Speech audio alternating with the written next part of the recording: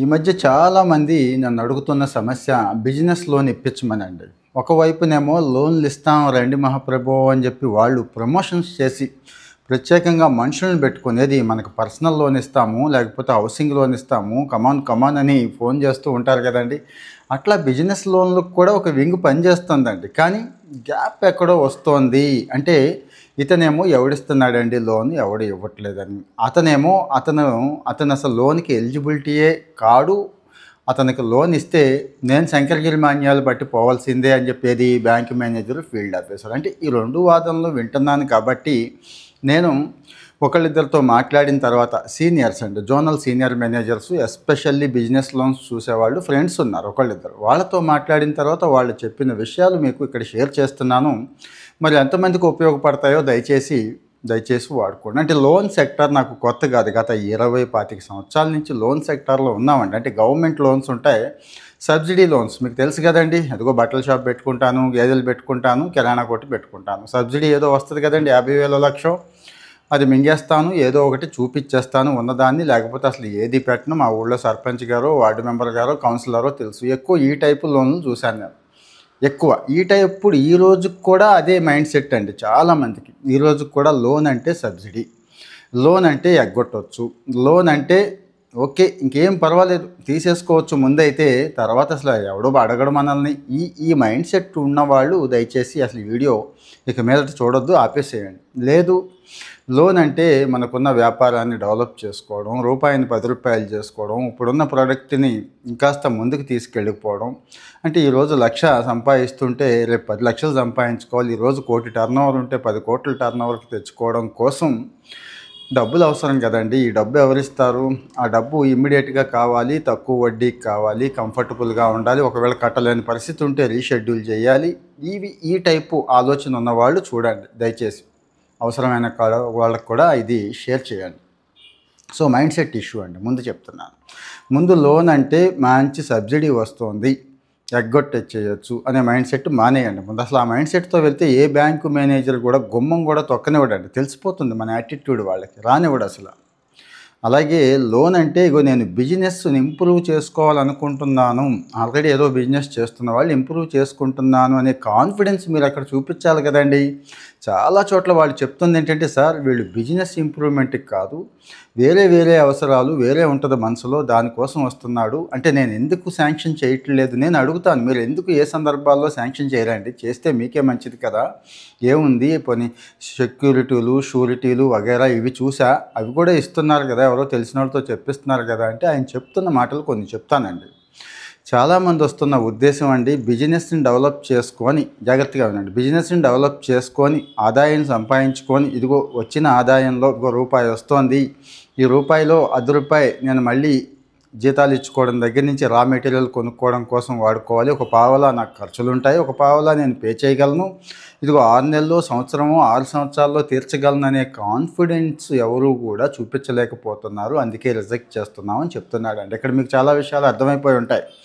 So మరి మీరు ఏ వ్యాపారం అయితే చేస్తున్నారో దయచేసి ఆ వ్యాపారాన్ని కరెక్ట్గా ప్రొజెక్ట్ చేసుకోండి. దానికో పెద్ద డిపిఆర్లు అక్కర్లేదండి. 1,10 లక్షల లోనికి కూడా వాళ్ళు డిపిఆర్లు ఏమీ అడగరు.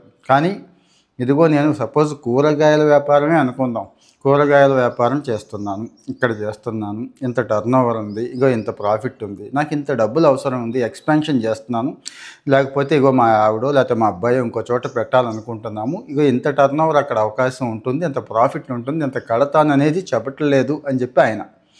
లోన్ కోసం ప్రత్యేకంగా ఏం అక్కర్లేదండి, భారతీయ పౌరుడై ఉండి ఆధార్ కార్డు ఎలాగో ఉంటుంది మనకి, కాస్త సిబిల్ స్కోర్ చూస్తారండి, 650 పైన సిబిల్ స్కోర్. అదేంటి సార్ అంటారేమో.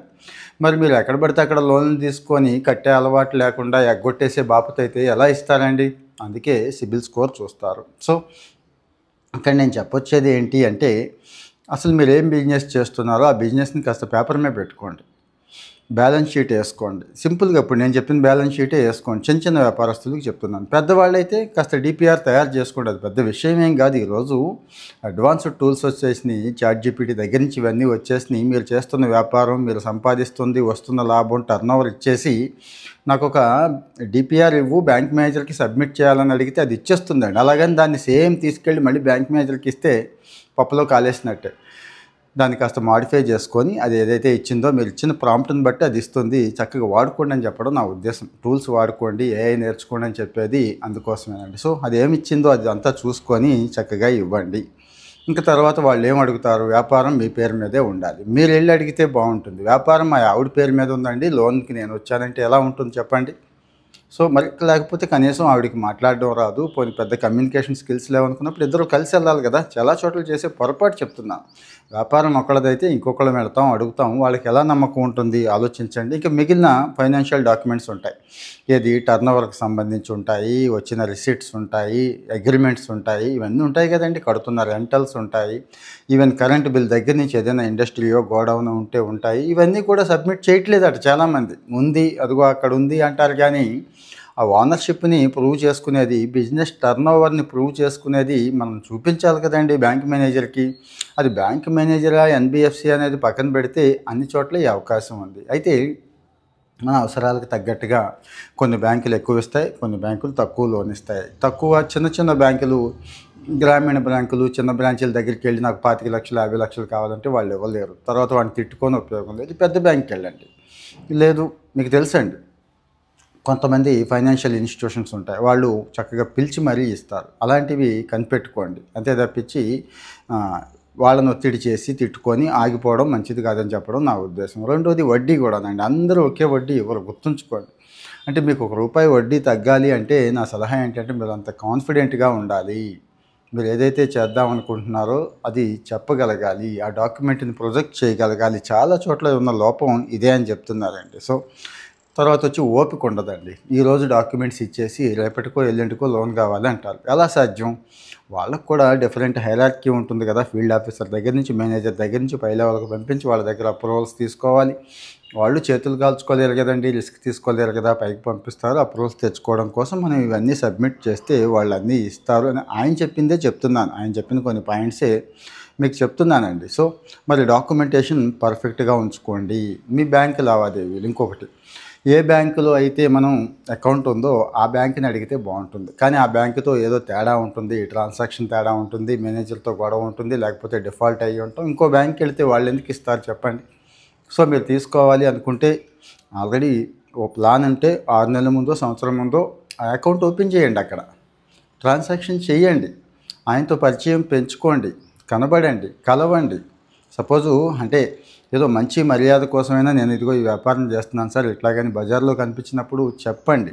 సపోజ్ మీరు ఇందాక అన్నట్టు ఒక కూరగాయల షాప్ అయితే రమ్మనండి, వచ్చి చూసుకోమనండి, ఇవ్వండి, ఏముంది కాస్త కొసరు ఎక్కువ వేయండి, ఫ్రీగా ఇవ్వండి అని చెప్పడం నా ఉద్దేశం కాదు, విషయం చెప్తున్నాను. అంటే ఇవన్నీ కూడా ట్రస్ట్ అనేది ఉండట్లేదు చాలా చోట్ల, అందుకే లోన్స్ మేము ఇవ్వటం లేదు అని వాళ్ళు చెప్తున్నారండి. తర్వాత వచ్చి లోన్ ఎంత కాలానికి అనేది కూడా ఒకటి చాలా ఇంపార్టెంట్ అండి.